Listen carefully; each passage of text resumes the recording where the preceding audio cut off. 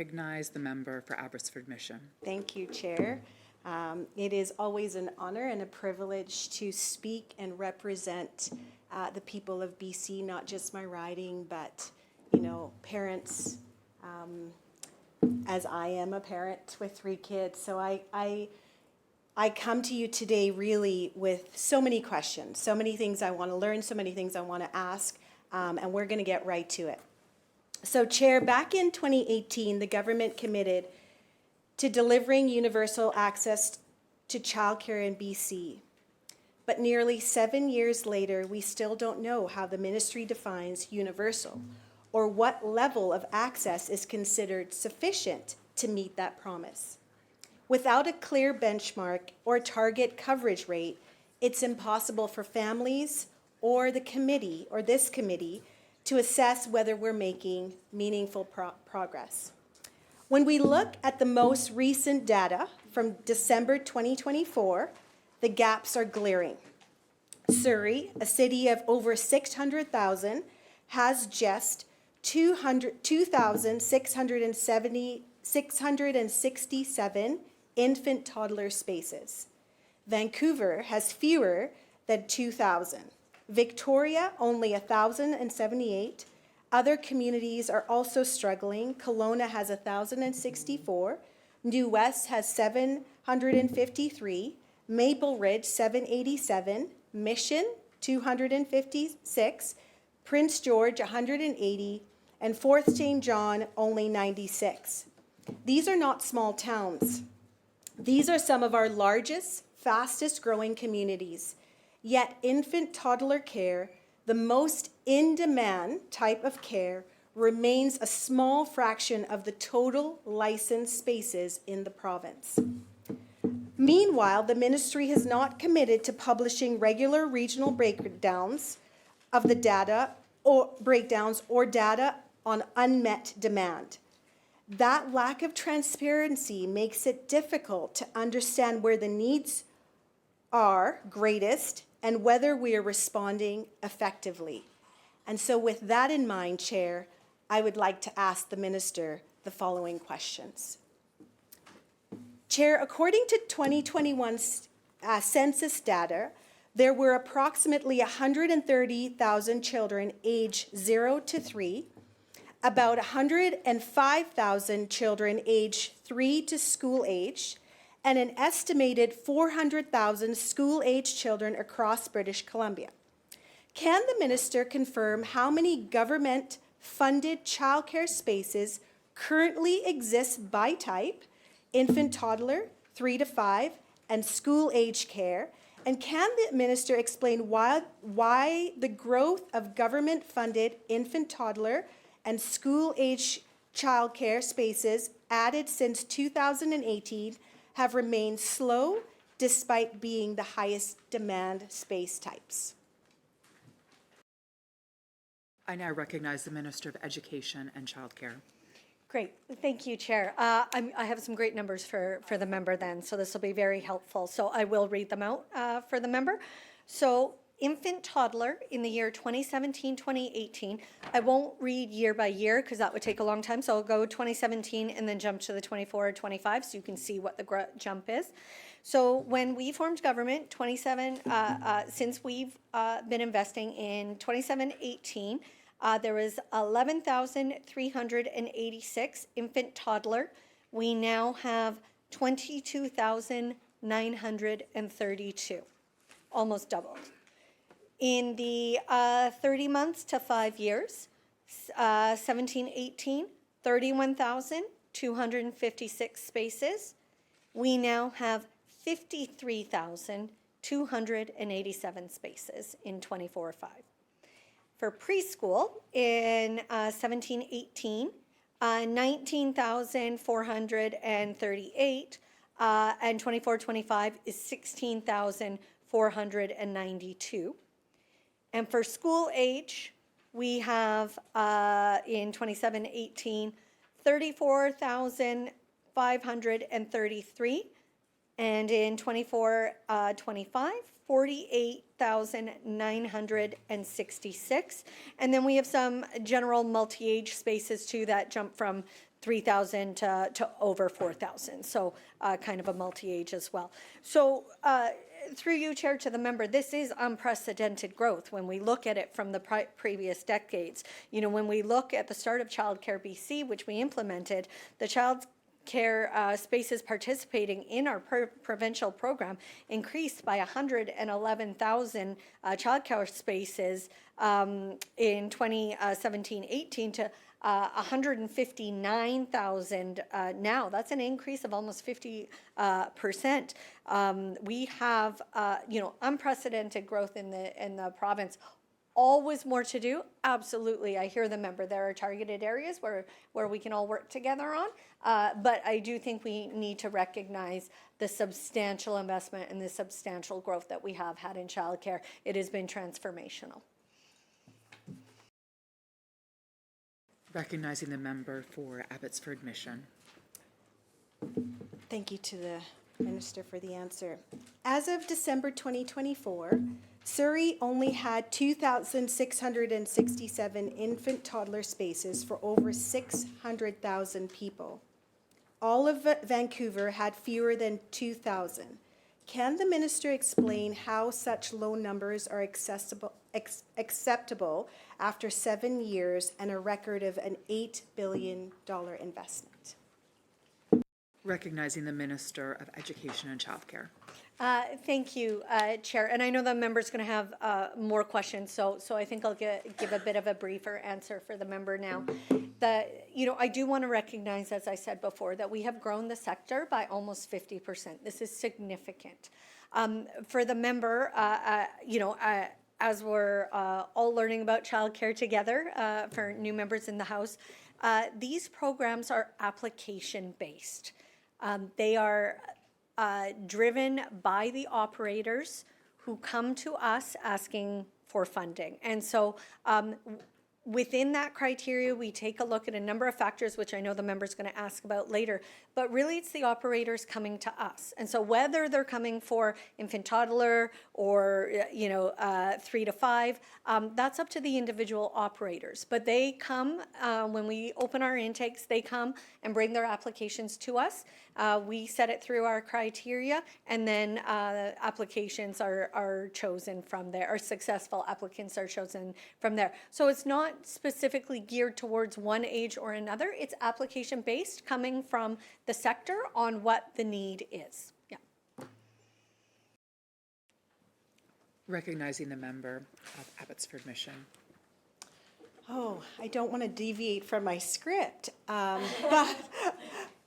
I am curious, when we hear of applications being denied, walk me through that process of when we have such a deficit of need in the infant toddler care space, and we have people coming forward that want to have spaces, but their applications are being denied. Help me understand why. Thank you, Chair. So for the member, I'm just going to, quick, simple answer, that we absolutely do prioritize infant and toddler child care spaces within the application process. It depends on the batch of applications we get. You know, there may not be a high number of infant toddler. This is coming from operators coming to us, right? So there may not be a high number of infant toddler applications within a particular intake, but infant toddler has been prioritized over the years. Recognizing the member from Abbotsford Mission. Thank you, Minister, for the answer. I'll leave it there. What does the ministry define as universal childcare access, and what space coverage rate does it consider necessary to fulfill that definition? And can the minister provide a formal definition of universal access used by the ministry and clarify whether it corresponds to a specific coverage benchmark, such as a percentage of children aged 0 to 5 with access to licensed space? And how close is the province to achieving that benchmark, if one exists? Recognizing the Minister of Education and Childcare. Thank you, Chair, and thank you to the members. So it is so important to listen to families, as I know the member will agree. We are listening to families who want and need childcare as a core service. Not every family does want or need it. So it's so important that as we build out what is a core service for families, that we take that in their voices into into our decision making, because it is so important that for those families who want and need childcare, that we are building out that affordable, safe, accessible childcare for them.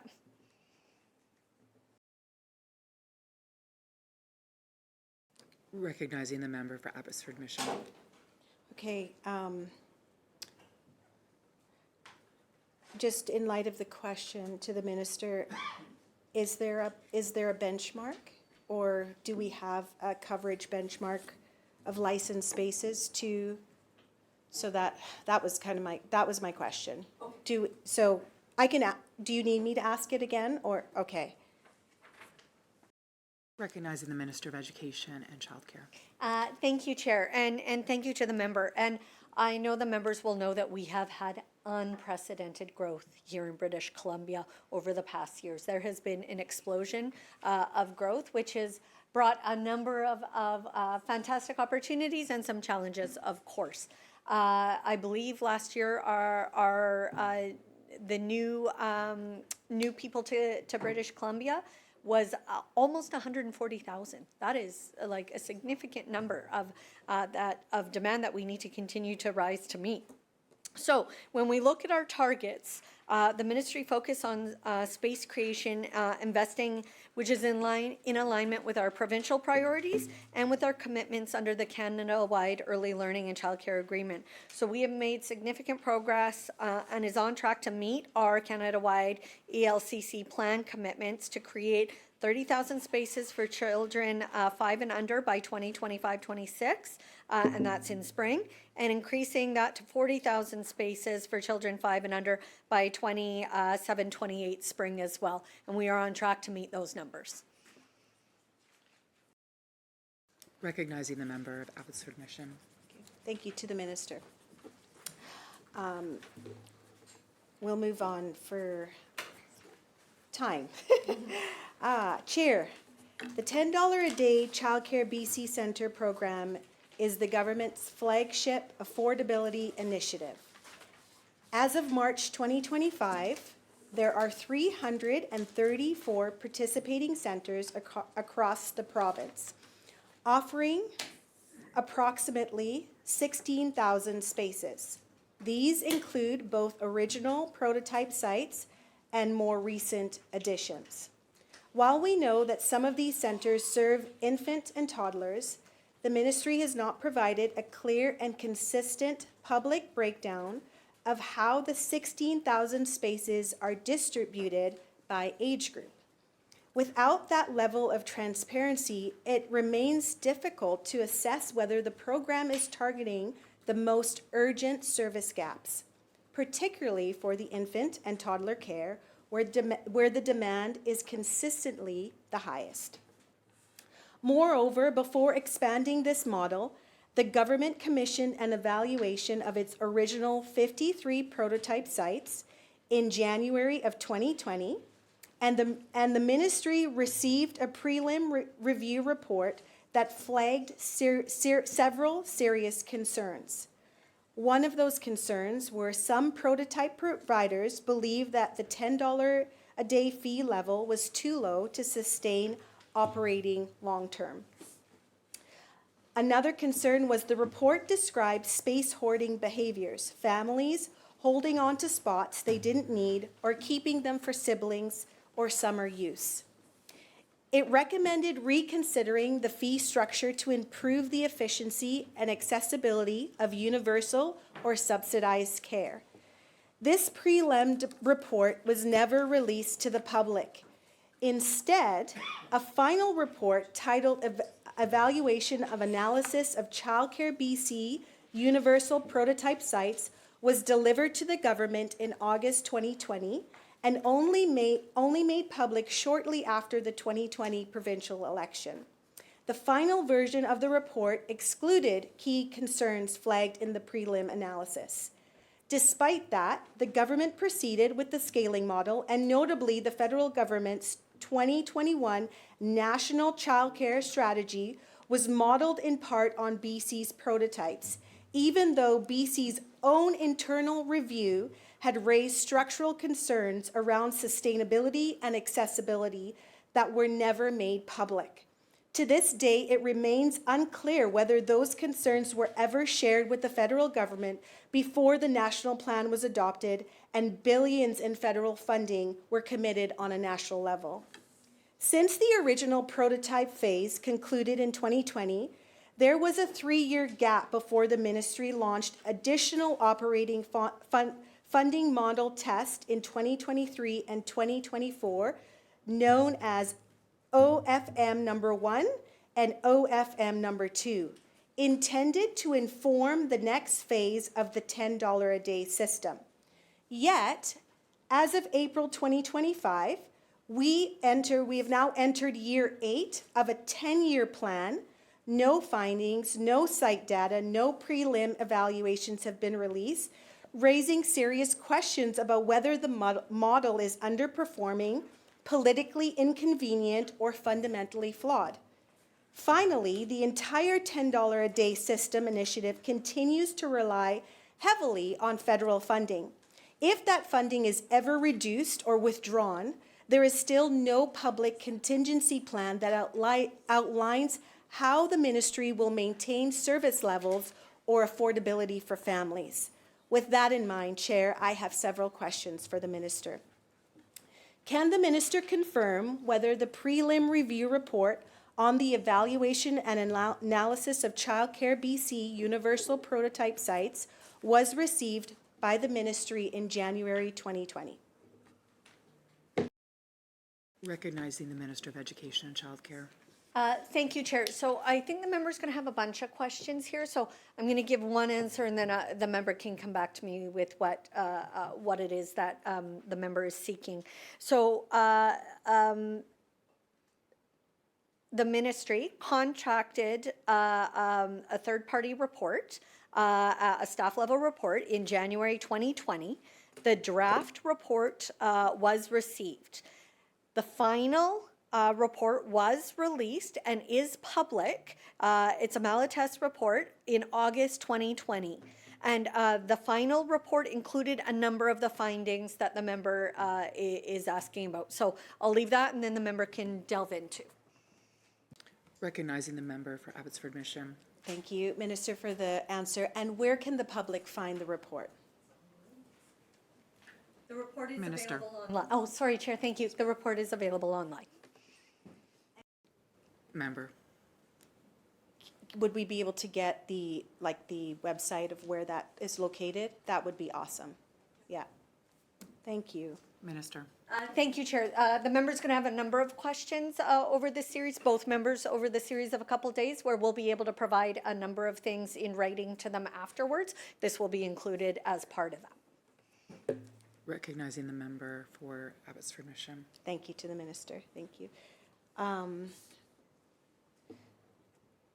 Can the minister provide a breakdown of the current 16,000 $10 a day spaces by type? So we've got the group childcare under 36 months. We've got the group childcare 30 months to school age. We've got the group childcare school age. And can the minister outline the government's contingency plan if the federal CWELC agreement is cancelled or scaled back after the next federal election?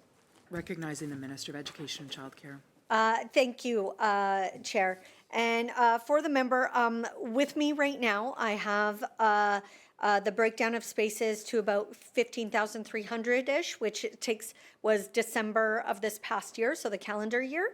So that's the most up-to-date breakdown I have for the member. And that breaks down the spaces ages 0 to 5 are 12,538, and age 6 and over is 2,772. And while I appreciate the member's question about an upcoming federal election, I'm certainly not going to suppose an outcome on that. We have signed just before interregnum a new 5-year extension with the federal government. So we have 5 years secured with the federal government of continued investments, and we are continuing to invest provincially as well as we build out all our childcare spaces. Recognizing the member for Abbotsford Mission. Okay, to the minister. So I think I heard 0 to 5, but if I could get 0 to 3. So under 36 months and then 30 months to school age. Yeah. Minister. Thank you, Chair. I don't want to hold up the committee on this, so that's the numbers I have with us. So happy to provide that in writing as well. Recognizing the member for Abbotsford Mission. Given that the federal government modeled its national childcare plan in part on BC's $10 a day prototype testing, did the ministry share the contents of the prelim evaluation report, including the concerns it raised with the federal government before the agreement was signed? Recognizing the Minister of Education and Childcare. Thank you, Chair. So really, that is a question for the federal government and not for ourselves, as in how they built out their model. Our reports are public. There was a number of low-fee childcare systems all across the country. Ours wasn't the federal government, how they modeled building out their program. That's a question for them. But they did it in consultation with provinces all across the country. This is a national program. Recognizing the member for Abbotsford Mission. So to the minister, the agreement in the agreement, there was no consultation with the federal government as far as the findings from the prelim report. That was never made public. In the agreement discussion with the federal government to get funding, there was no back and forth between the province and the feds. Does that make sense? Recognize the Minister of Education and Childcare.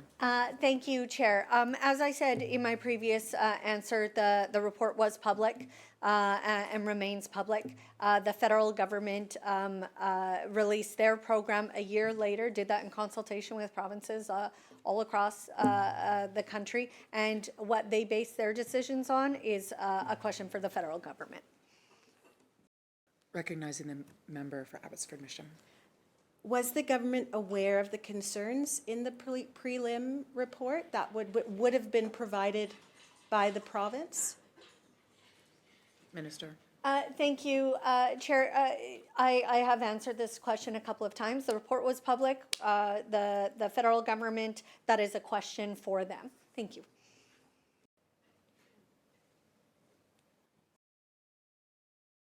Member for Abbotsford Mission. Just for clarification, when was the report made public?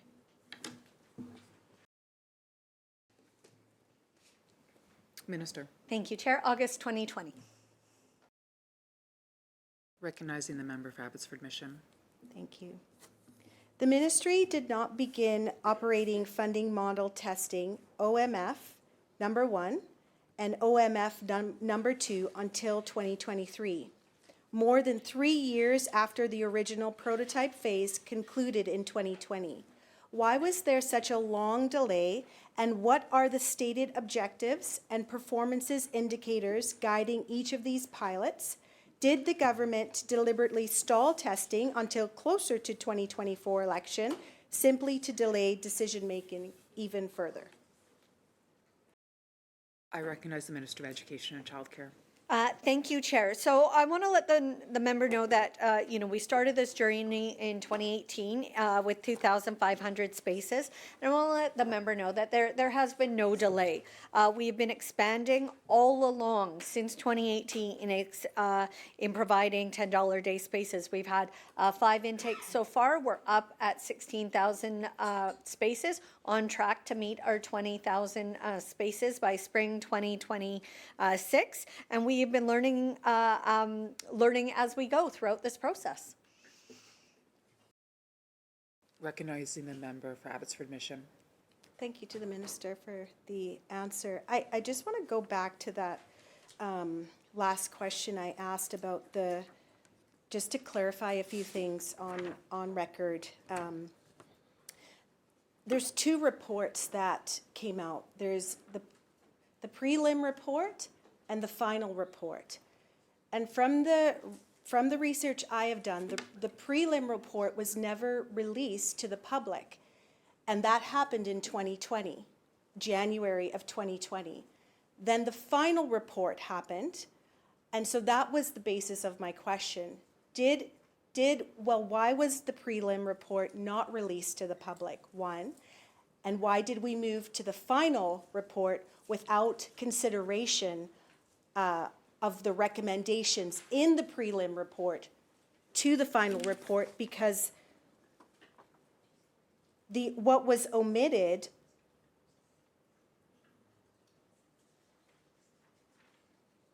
We'll answer the first question. Sure, and then I'll sure. Thank you. Recognizing the Minister of Education and Childcare.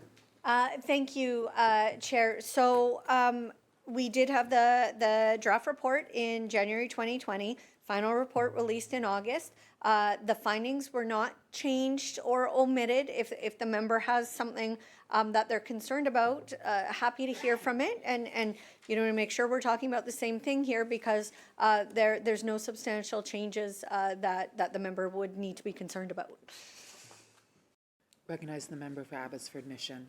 Yes, I do have the report with me, and what was omitted from that report was the $10 a day fee sustainability and the space hoarding. That was what was omitted from the final report, and so I do have the report here with me. So Recognize the Minister of Education and Childcare. Thank you, Chair. So our understanding is that those findings are in the final report. And so I don't want to spend time, waste the member's time on this. So I'll suggest that the member happily submit the clear question once the member clarifies what the clear question is, and that can be part of our written responses. Thank you. Recognizing the member for Abbotsford Mission. perfect. Yeah, the question is, there was a part in the prelim report about sustainable $10 a fee for childcare and space hoarding, and it was omitted in the final report, but I will gladly submit the question and get the answer. Thank you.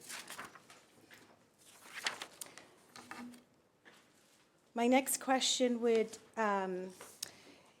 is why has the ministry not released any prelim findings or progress update from the OFM pilots to date? And will the ministry commit to tabling interim or draft evaluations for either the OFM number 1 or the OFM number 2? Thank you, Chair. Welcome. So these are publicly funded programs, and all the information about the $10 a day program is available on the website, which is as is the info available for providers on how to access $10 a day as well. So these operation funding models are updated as our teams continue to learn more information. We have town halls on a regular basis where we have feedback sessions with providers that help shape the programs and the models. Recognizing the member for Abbotsford Mission. Thank you. Thank you, Chair.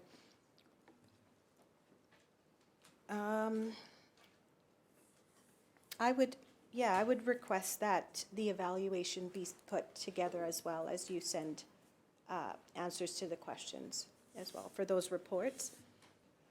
Is the ministry prepared to pursue a further amendment to the federal agreement to make better use of the available federal funding by significantly enhancing base operating support for existing programs, increasing the limits available to families under the Affordable Childcare Benefit, and expanding access to capital funding across the sector in order to improve accessibility and support long-term system sustainability? Thank you, Chair. So we have signed an agreement with the federal government just prior to the interregnum for the feds. That agreement is for 2026 to 2031. But I thank the member for the suggestions. We heard them, and we can take a look at those for future agreements. Recognizing the member for Abbotsford Mission. Thank you to the minister. Chair, I would like to continue by raising concerns about Childcare BC New Spaces Fund, the government's main capital program for expanding licensed childcare in British Columbia. While it has been presented as a cornerstone of a 10-year Childcare BC strategy, serious concerns remain about transparency, delivery pace, and alignment with real-world demand. The ministry's own transition binder confirms that the program was placed under an internal budget freeze in August 2024, although a new round of approvals was announced in March 2025. The ministry's website no longer references for future intakes. It now states that the program is under review in light of new mandate commitments, provincial childcare data, and sector feedback. That language suggests a major shift in direction or even a winding down of the program altogether. But most concerning is the continued underdevelopment of infant and toddler care, the highest demand age group in the system. According to the latest data from December 2024, the increase in infant toddler spaces since July 2021, the month British Columbia signed the Canada-wide Early Learning and Childcare Agreement with the federal government, has been limited in many communities. In Abbotsford, the number of infant toddler spaces has increased by only 540. In Langley, the increase has just been 420. Victoria has seen an increase of 275 spaces. Kelowna has gained 310. New West, the number has grown by 258. Maple Ridge has seen an increase of only 182. Chilliwack has gained 266. Mission, my own riding, has seen just 80 new spaces. Prince George has added 66. And in Fort St. John, the number has increased by only 24. Chair, this is not the results British Columbians were promised when the Canada-wide agreement was signed. And they certainly don't reflect the scale of the allotted investment, nearly $8 billion in combined provincial and federal funding since 2018. Total funded spaces now sit above 160, but the growth has been uneven, especially for the younger children in fast-growing or underserved communities. Chair, with this level of public investment, families deserve to know whether this government is delivering the spaces that matter most. With that context in mind, I have several questions for the minister. Can the minister provide the combined total of provincial and federal expenditures through the Childcare BC New Spaces Fund from the fiscal year of 2018-19 through 2024-25? And can the minister also provide the total number of infant toddler care spaces funded through the New Spaces Fund over that same period? Thank you, Chair. So if I think I understood the member's question, obviously the member can always come back to me. I have a combined investment of almost $1.2 billion for the spaces of, and I'll read the breakdowns for the member then. For the infant, it's approximately 40,000 spaces. The infant toddler, 7,180. 30 months to 5 years, 12,593. Preschool, 1,410. Group school age, 11,493. Group multi-age, 1,412. In-home multi-age, 2,886. Family spaces, 3,046, for a total of 40,020 spaces. Thank you to the chair. And that was the breakdown from 2018 to 2025. Awesome. Thank you to the minister. Can the minister explain why the New Spaces Fund website no longer references future intakes and instead states that the ministry is reviewing feedback and mandate commitments? And is the ministry considering phasing out or terminating the New Spaces Fund? Thank you, Chair, and through you to the member. This is absolutely how intakes work for New Spaces Fund. It's part of the cycle where we accept applications and then we close the intake at a fixed date. We relook at and make our decisions on the applications in there. And then we re-look at the data based on the results of the intake. We look at the program priorities before we would relaunch a new intake. And that's just simply how the cycle goes. There have been 7 different intakes so far. Every intake has looked slightly different based on that data and that priorities review.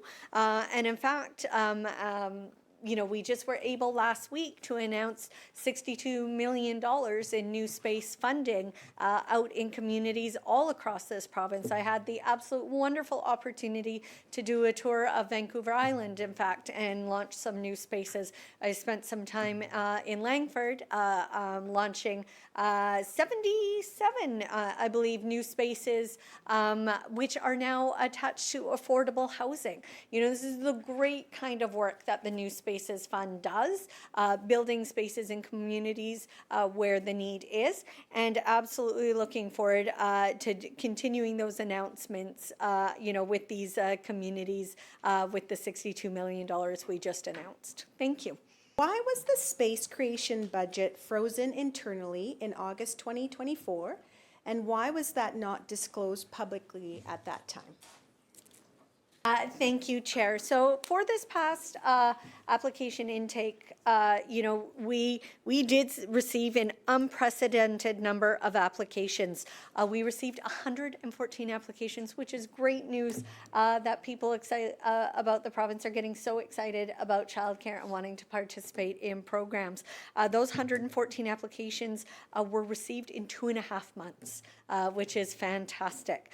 So the intake was closed so that we could take a look at those 114 applications together and announce some amazing new projects, which we just did last week. Thank you, Chair.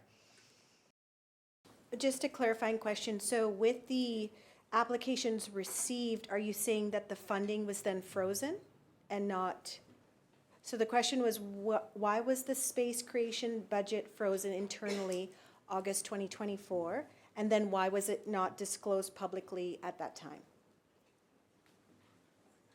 Thank you, Chair, and through you to the members. So the value of the funding request that we received in this last intake far outstripped anything that we had ever seen in the past. Like, we're talking double the amount of value for funding requests that we saw from last year, which is significant. So we have to evaluate how to manage the demand. But as you'll see, we didn't freeze the budget. We just announced $62 million in new projects just last week. Thank you to the minister for the response. So I guess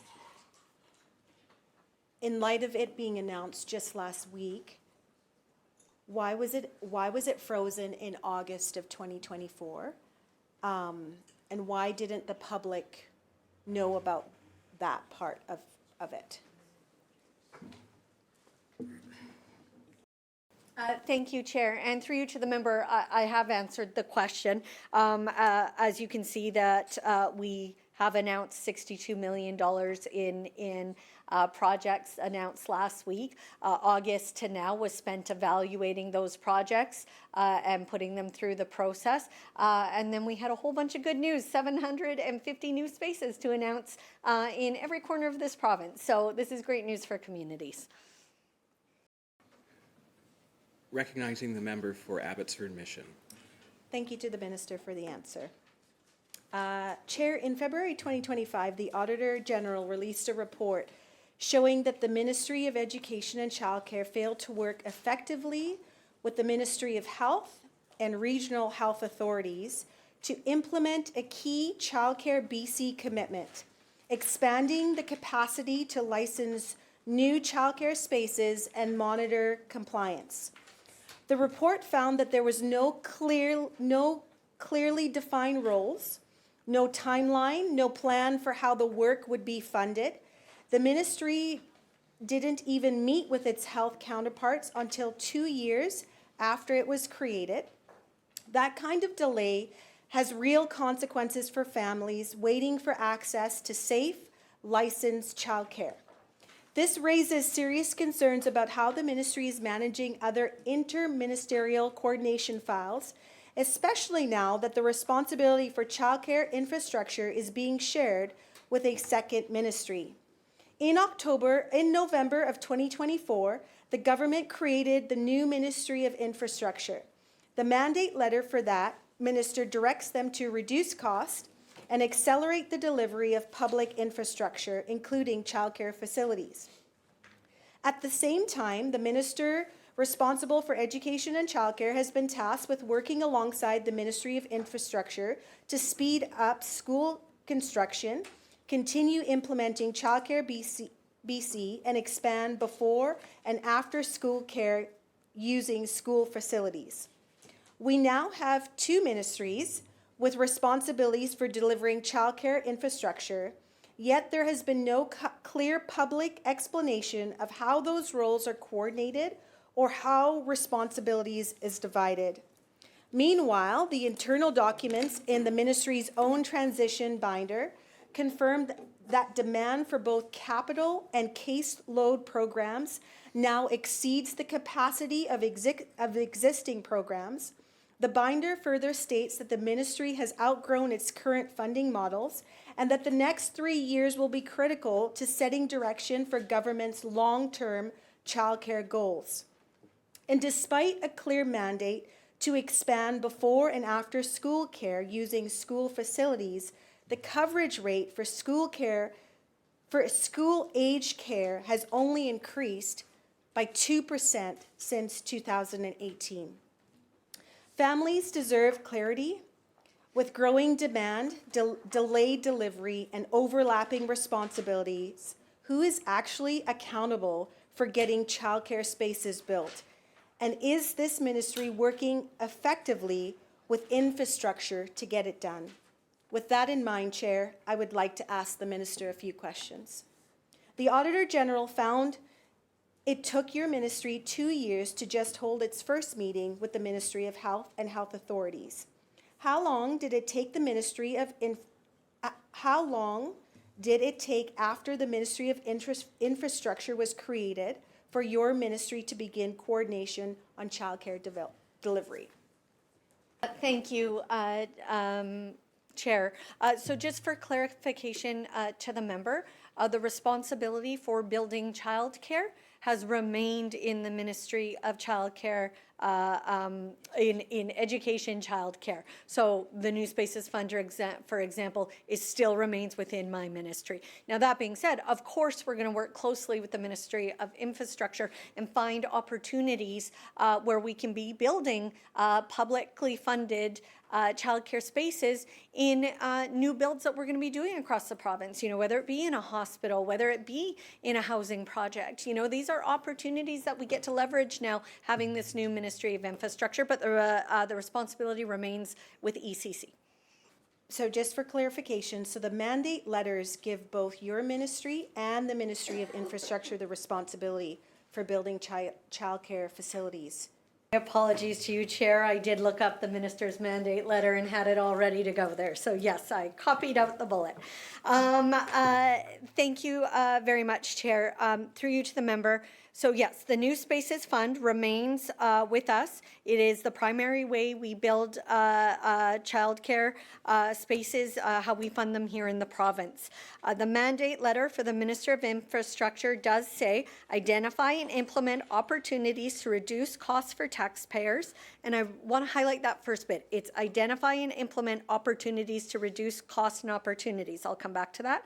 For taxpayers, to expedite approval and construction of projects including standardization of infrastructure like schools, hospitals, patient towers, childcare facilities, and drug treatment or mental health facilities, but not limited to these projects. So as I said in my previous answer, this is an opportunity to partner while we remain the primary funder for the new spaces.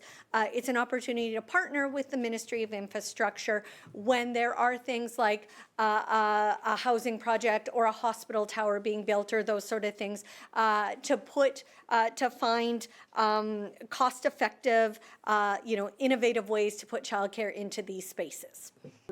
Just by way of furthering the conversation, is it fair to say then that the shared expectation between the two ministries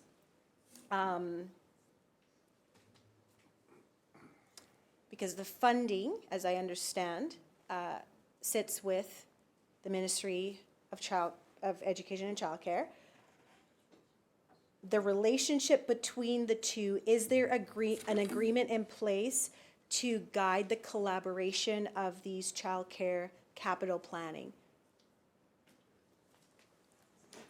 Thank you, Chair. And through you to the member, we do have a well-established relationship and process where we work together on the delivery of spaces, whether that be in post-secondary institutions, in health facilities, as I said, as part of our continued list of things that we can provide the member. Happy to give the member, as part of our written response, a little bit more details on that. Chair, since the launch of Childcare BC in 2018, this government has consistently promoted school-based childcare as a preferred delivery model. It's cost-effective, leverages existing public land and infrastructure, and offers the kind of integration that makes life easier for families. And yet, 7 years later, we have seen very little movement on this front.